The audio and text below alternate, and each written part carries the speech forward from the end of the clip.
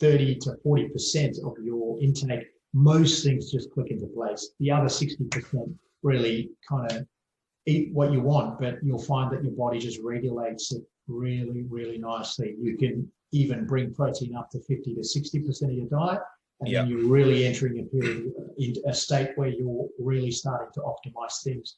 I think people have to understand that there is animal protein and there's plant protein. One is clearly superior to the other. This will often bring carbohydrates. Often these carbohydrates are non-digestible, have to be fermented, end up in your or bioavailability. We're looking at heme versus non-heme iron there. That's exactly right. That's exactly right. But what do you say, Pran? Because I mean, in any sort of standard distribution of a population, we're going to get an outlier, and there may be a very small percentage of the population that can say, "Oh, well, I actually feel better on a vegetarian diet." But we could say, because we're all individual invariant to some degree, but at the end of the day, we're still all human being, and we're all made from the same cellular basis, which is protein. So what sort of statement can you make to that when someone's like, I feel better vegetarian and my body likes it and digesting and things like that? Yeah, a lot of times what they're trying to say is I feel better when I cut out the processed crap. You know what I mean? So a lot of times when people become vegan or vegetarian, fundamentally they're starting to seek out whole food, vegetables and fruit, and cutting out the processed wheat and the pizzas and this sort of crap. And generally, so calories goes down. Yeah, calorie goes down. They're eating non-processed food. Non-processed food is energetically very expensive to break down, because of the thermic effect. In addition, there's satiety factors associated with it. The problem, though, Jack, is that 50 years ago, I reckon you could have gotten away with being vegetarian or vegan and actually maybe even flourished. With soil degradation and the quality of our vegetables, not to mention the fact that if you're buying them from the supermarket, they got pulled out of the ground a month ago. So anything 100%. That you're consuming that's keeping that from not rotting is probably doing more damage than you are getting from benefit from that damn vegetable. 100%. In this agricultural era in the last 9 to 15,000 years, we've come up with a lot of adaptations to be able to process starch and vegetables and things like that. So we've got the capacity. We're very, very flexible as a species, but it is becoming increasingly difficult as the soil health declines. So the soil is so depleted in a lot of things like copper and zinc and magnesium and boron and these nutrients that we don't even measure routinely, selenium. So how is it that we're going to reach these right nutrient targets that our body requires for it to function appropriately? So this is not a vegan versus a meat-based diet. It's just, well, what is actually occurring? What is the reality of it? And I think it's fact. It's just fact. In the last 50 years, a lot of studies have shown that our fruit and vegetables are basically collapsing in their nutrient profile, and that's an issue. But the illusion of the fruit and vegetable exists, of course, right? So they're big, they're green, they're colourful, but what is actually locked within them, and that is the issue. And we've spoken about bioavailability there with heme versus non-heme iron, for example. And I don't know about you, but I commonly see iron deficiency, particularly in the female population, given they seem to be a little bit more adverse to red meat. Not everybody, I can't stereotype that, but it's just what I observe. Yeah. And on top of that, we've said you are not what you eat, you are what you absorb. So, for example, HCl, very metabolically expensive to create. One of those cofactors is zinc, but where are we getting our zinc from? Exactly right. Exactly right. A lot of us are zinc depleted, and magnesium plays a role in that as well. It's these minerals are things that we really neglect, and I'm finding that just from a personal perspective, even though my diet's relatively good and nutrient dense, I'm having to supplement them, externally, and drink them because there is simply no other place in which we can obtain it. Yes, foods like liver are very dense in that. Oysters. But these are not always readily available, and for a lot of people, cost is feasible, expensive oysters. That's right. That's exactly right. So there's so many nuances to kind of balance out, people have to understand though what is going on with the modern food environment. This is why I think we're pretty lucky in Australia with our beef. A lot of our beef is for extended periods of time fed in these lush, fertile grasses, especially some of the Tasmanian beef is just absolutely phenomenal. Okay, Grim down there. No, I'm actually from Tassie originally, so I missed out on some of those producers, but yeah.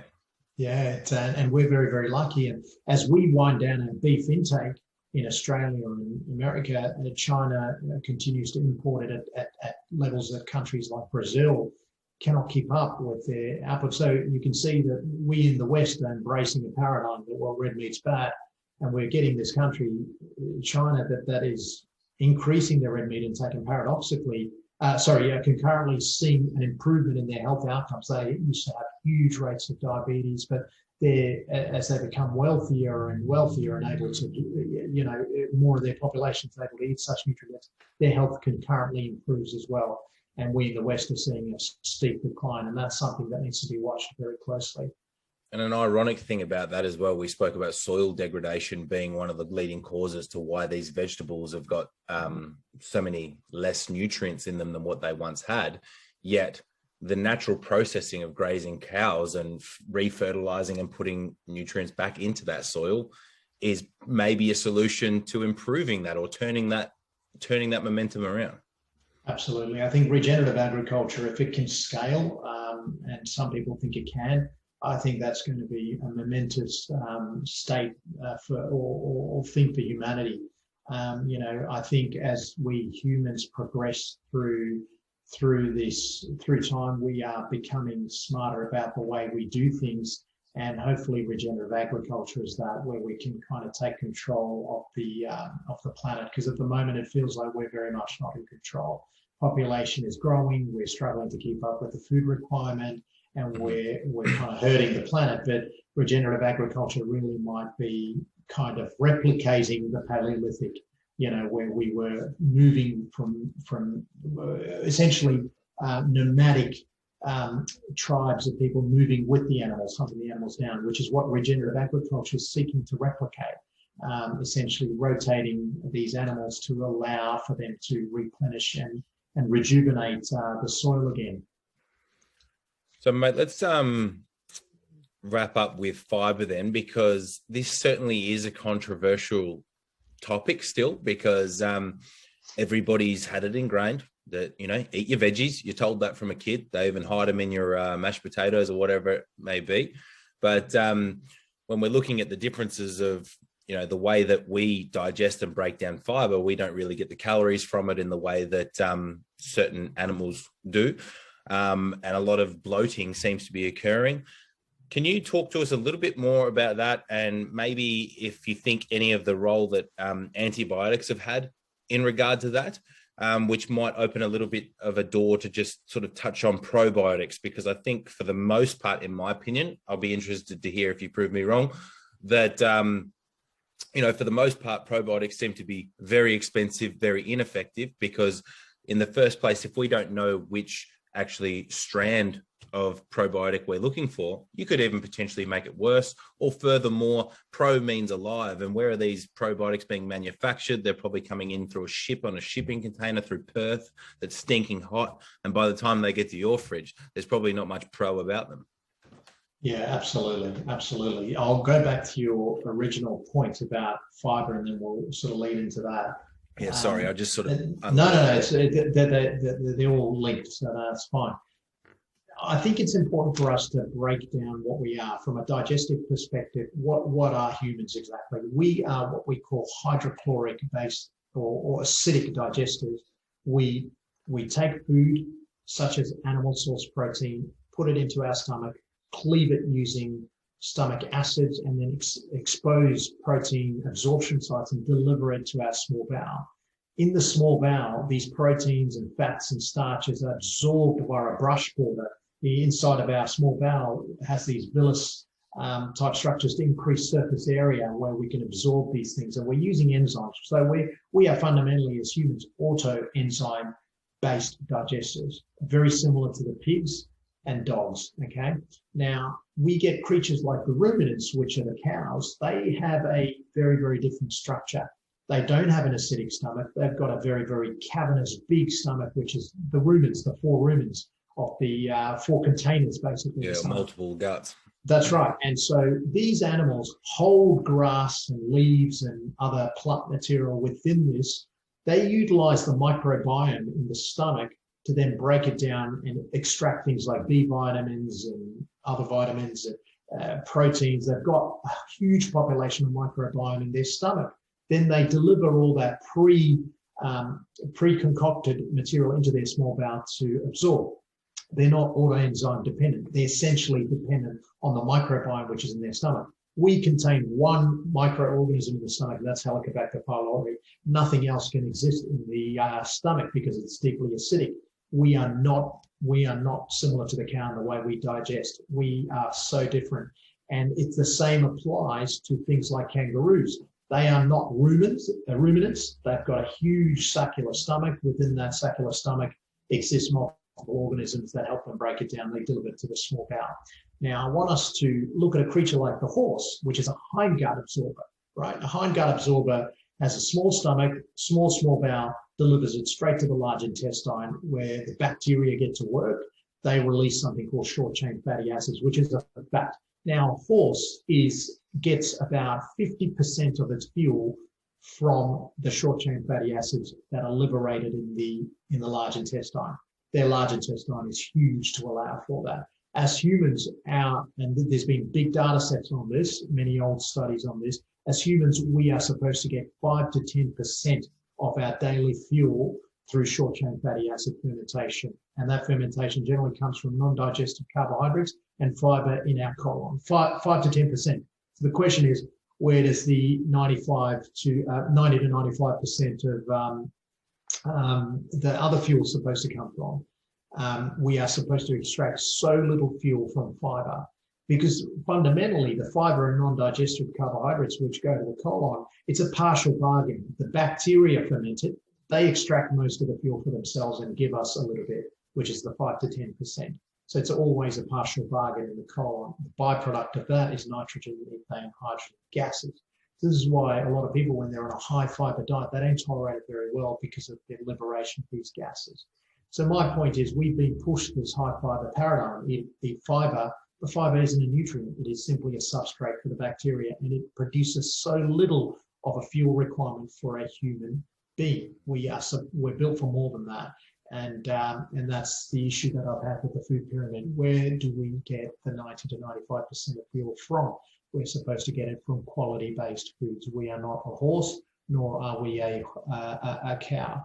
So it is important as a scientist like myself to break down animals into what type of digestives they are. We are fundamentally an omnivore that is on the spectrum of a carnivore, very similar to the dog. And the dog is similar to us because, of course, we domesticated it many thousands, tens of thousands of years ago. It adapted with us. It's very interesting when you do things like amylase type analysis. Amylase is the enzyme that breaks down starch. The dogs are on par with us, and they start developing it at the same time that human amplification of amylase started occurring, which was during agriculture about 15,000 years ago, which is super interesting. So we're a primate, we're an ape basically, but a digestive tract that looks nothing like the ape.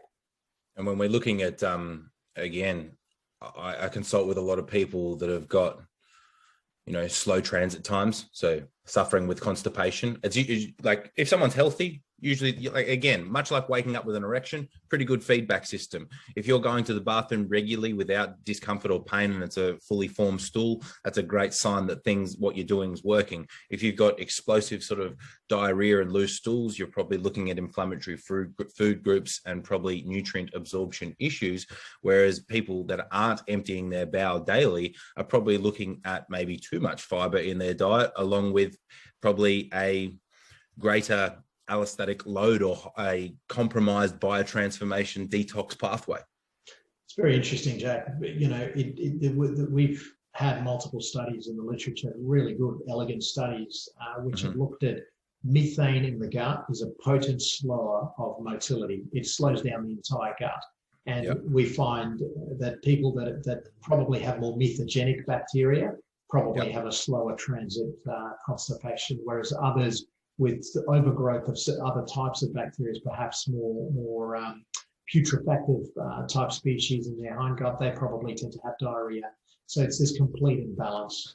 But the there is no doubt in my mind that the bacterial species that we select for then influence our motility and movement of our gut. It should be an automatic thing, right? We shouldn't have to think twice about our bowel function. It should just be something natural without distress. But yeah, it should just happen. And again, that ties in with intuitive eating. I think if you're in a state where you're able to intuitively eat, because you're eating high satiety, nutrient-rich foods, generally your bowel function is going to work, follow suit. For sure. Mate, thank you very much for your time. You're a wealth of knowledge. If you're in Melbourne anytime soon, please let me know so that we can lift some weights together and I'll cook you a steak. Mate, you'll put me to shame in the gym, but I'd love to learn from guys like you and enjoy a steak afterwards. I'd love to meet up. And thank you for having me on. It's been an absolute pleasure, Jack. You're a legend, mate. Thank you very much. Enjoy the rest of your afternoon and we will talk over the coming days. Definitely, Jack. Thank you, mate. Thanks, mate.